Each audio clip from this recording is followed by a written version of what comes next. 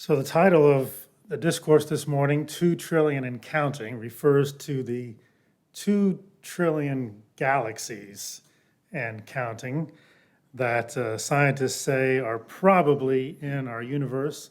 They think there are more than 2 trillion, but that's their best guesstimate at the moment. When I was a young boy, I wanted to be an astronaut badly.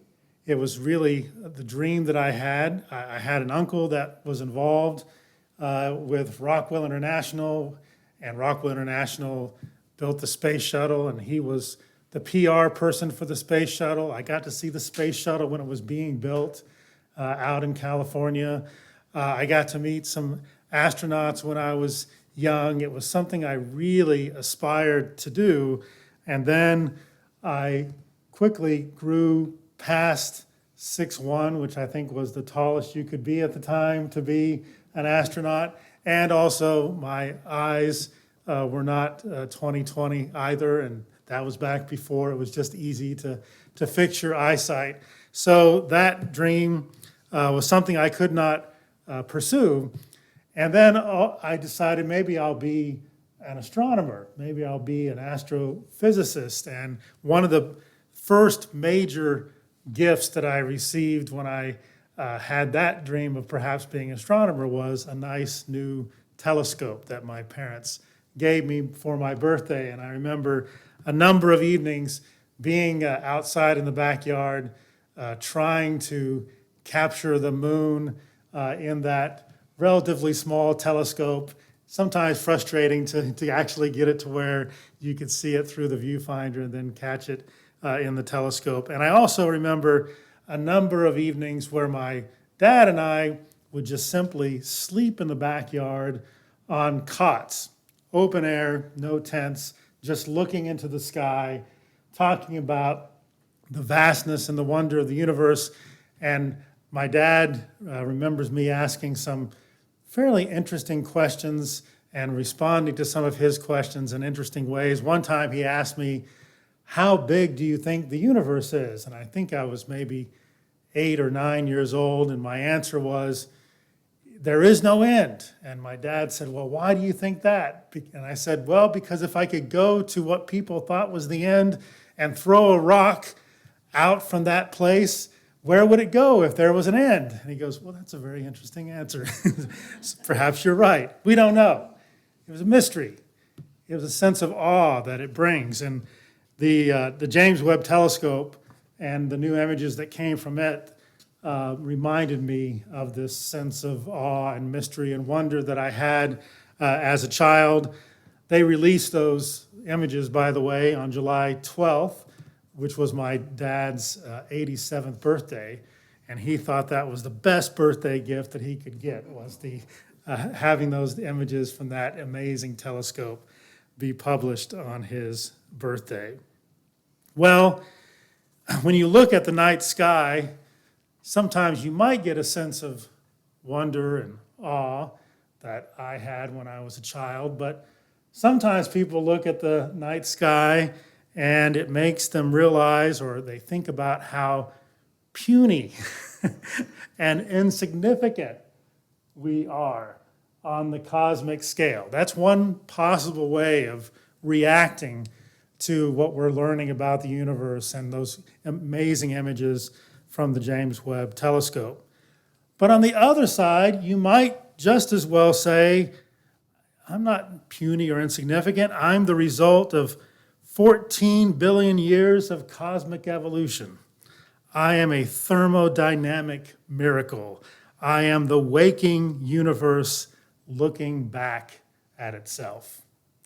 That was a meme that I actually found on Facebook. These two different possibilities of how we see the vastness and the wonder of the universe. Well, religion and science are not the same, but religion, or a religious vision of the world that ignores science or that is solely couched in a pre-scientific worldview, is less able to address the spiritual and the moral challenges of our time. The world's religions that we experience offer humanity, I think, significant wisdom. I would not have been studying religion most of my adult life if I did not think that there was significant wisdom to be found in religious experience and in the world's religions. But I think we have to recognize that most of the world's religions were created in a time in which humanity had very little understanding of our connection with the rest of life and of our place in the universe as a whole. A religion that opens our hearts and our minds to a cosmos that is at least billions of years in its history, as opposed to just thousands, as some of our religious perspectives think that it is. A religion that opens us up to billions of years of history and sees the place of our planetary home as being a galaxy with 200 billion stars in a universe with 2 trillion galaxies and counting. This religious view provides us with a spiritual perspective that is much more awe-inspiring and humility-provoking than the earth-centered and the human-centered worldviews of our past. We have been given an amazing opportunity, an opportunity of being just one aspect of the universe that is becoming aware of itself, conscious of itself, and we're able to catch some glimpse of what brought us to have this remarkable perspective in relation to the rest of the cosmos. This reality, this consciousness, this awareness that we have calls us, I think, to an attitude of awe and an attitude of respect. But it also calls us to a sense of deep responsibility to preserve this amazing planet which made our consciousness and community a possibility. Any use of our consciousness that divides us from each other or that brings unnecessary suffering to other persons or to other forms of life is a misuse of this gift. It's a rejection of our sacred responsibility as an expression of the consciousness of the cosmos.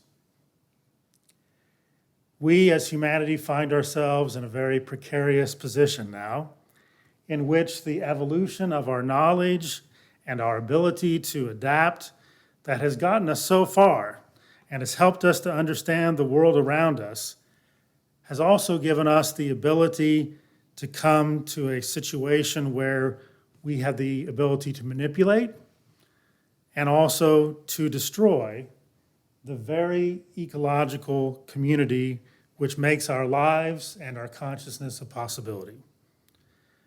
Our generation finds ourselves at a crossroads that previous generations did not experience. And that is this: we are at the crossroads where we must find a way to live at peace with our ecological community or suffer the consequences. Suffer the consequences of the hubris of thinking that we are somehow greater than the rest of life, that we are somehow not dependent on the rest of life, that we are somehow disconnected from the rest of life.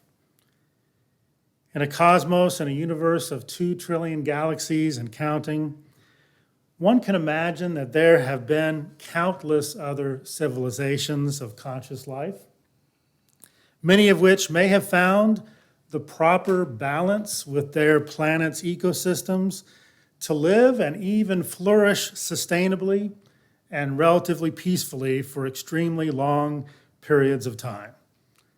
There probably are countless civilizations, countless communities of consciousness like that in this vast universe, in this vast cosmos. It may be difficult to wrap our minds around, but they're probably there, and many of them have probably made it pretty well. Many of them have probably found ways of being sustainable and living together at peace with their planet. But there are probably others who have likely failed. There are other communities of consciousness in the cosmos who have likely failed. They have likely been unable to grasp the responsibility that their conscious self-awareness entailed. And thus, they probably became relatively momentary flashes of communities of consciousness before their demise. If humanity here on Earth continues on our current path, we will soon find ourselves joining these fleeting communities of consciousness that were unable to find their way together in peace with one another, and in peace with the rest of life. When we become aware of the vastness of the universe and the likelihood of so many other communities of life in the cosmos, it may lead us, like that one option in the meme, to feel that we are almost infinitesimally small and insignificant.